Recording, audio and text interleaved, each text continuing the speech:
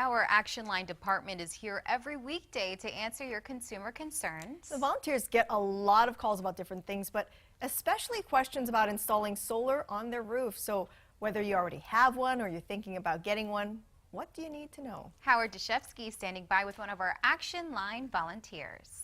Yeah, Bridge, Marissa, thank you very much. John Lapinto has been manning the phones at Action Line for a long time, and you've heard every issue, every call under the sun. I'm sure some of them you just laugh and you kind of shake your head. But when it comes to solar, this is huge. About what, 7, 8, 9, 10 years ago when it really burst onto the scene, new solar companies were popping up left and right. Fast forward now, the tax credits have kind of dissipated. A lot of those companies have gone. So let's talk about people looking to get into the market now. What are some of the key things that you should be looking for so that they don't end up calling you for help? Right. Well, if you're thinking about solar, the first thing is to make sure that your house is energy efficient to begin with. Okay, if you have incandescent bulbs, change them to LEDs. Make sure the roof integrity where you're going to put the solar panels is sufficient to support it. Just do your homework. Think about the pros and cons about leasing versus purchase. Purchase has the advantage of no upfront or low upfront costs. Leasing has that advantage. Purchasing, however, means that you actually own the system. Research the different HECO programs. Hawaiian Electric has maybe 4 or 5 different programs to look at.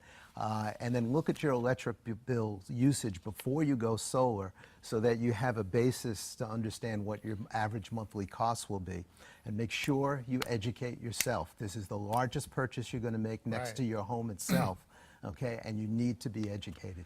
A lot of these solar systems, depending on the size of your house, it could be $20,000 to $40,000. They could save you $200, $250 a month. But again, you got to do the math. Right. You're not going to be living in this house for more than 10 or 12 years. Then it probably doesn't pencil out, though it will be a great investment. Right. Okay, so let's talk about some of the other things. If you are going to do it, just don't go to the first company. Again, there are some that are more established. We don't need to name names, but a more established, well-entrenched company is probably a better bet always. Right.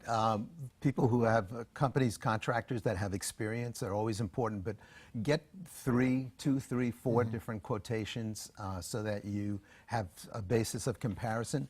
Make sure that the contractors are licensed. You could always find that out on the Department of Commerce and Consumer Affairs website.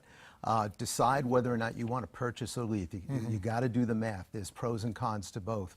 If you're thinking of purchasing, maybe you want to finance that purchase as opposed to paying for it up front. Home equity loans may be one way to help finance that.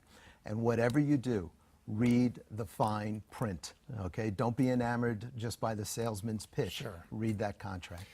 Say you do get a solar system. I'm sure this happens all the time. Something goes wrong. The company is no longer in business. Are there options for that homeowner that says, who do I call, where do I go? The answer is yes. The Hawaii Solar Energy Association, hsea.org, has put together a list of 10 contractors that will so-called adopt existing solar systems that need maintenance, that need repairs, that were first put in by companies that have gone out of business. And they have vetted these companies, these contractors who have agreed to take them over.